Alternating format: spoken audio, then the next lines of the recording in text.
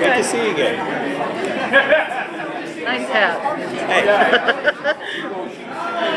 So, start spilling. We're here to you for answers. What do you want to know about? Everything you want to tell us about. So, Amy, Acker, and... You know what I want to talk about? No one's asked me about.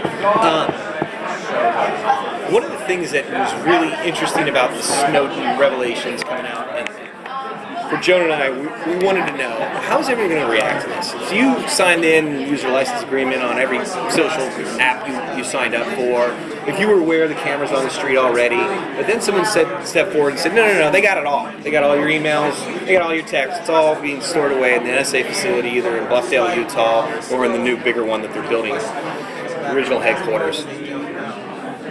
What was going to happen when people found out, and would they actually care? Do you actually care, or did you say, well, if I didn't do anything illegal, I'm totally fine with it, it's great?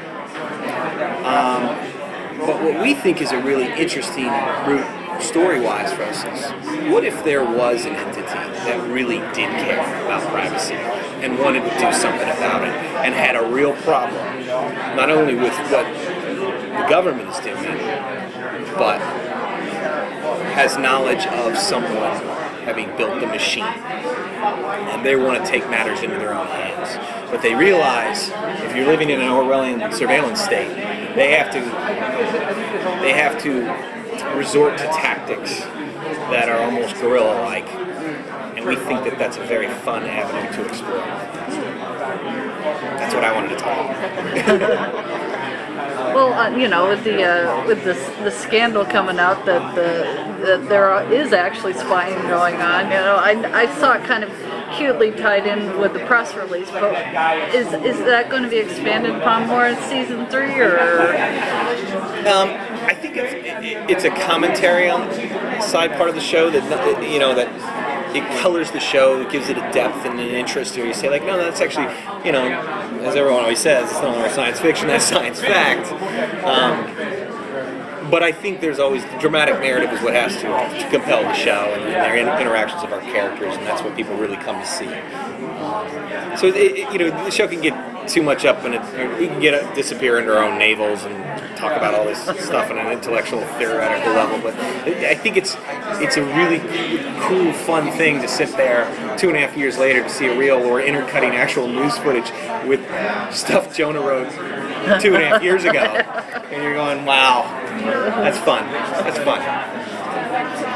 Can you talk a little bit about Amy Acker being added as a series regular and how much you're going to be using her? And she's mean, man. She's just mean. She's like the nicest mean person I've ever met. I think Joan and I talk about this a lot, whether it's Elias or Root, is in the entity that I was just discussing with you prior.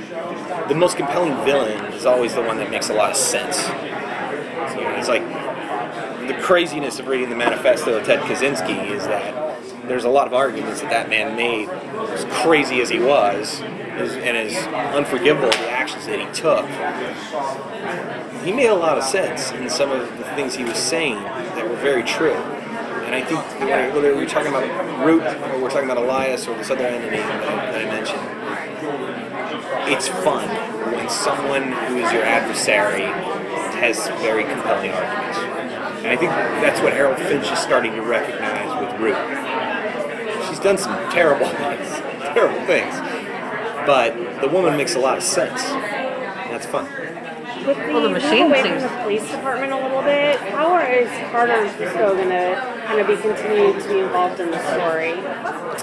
I think Carter almost finds herself in an untenable Serpico position where she's being demoted to uniform, and now... I'm so sorry. That's okay. I think now we have to wonder, what is she going to do about this? She's killed her boyfriend. She killed Szymanski. Cost her job. Threatened her son. And now it seems like HR is ascendant with the Russians. And I think the first part of the season is going to be framed by that. It's like, what is Carter up to? And I think it's going to be really, really compelling, powerful material that we have heading into the first season. And her relationship with Elias. So Sarah on this show now full time, how is that going to change the dynamic as well? She's great. I really love that she's on the team. She's so fun. I mean, there's something about her that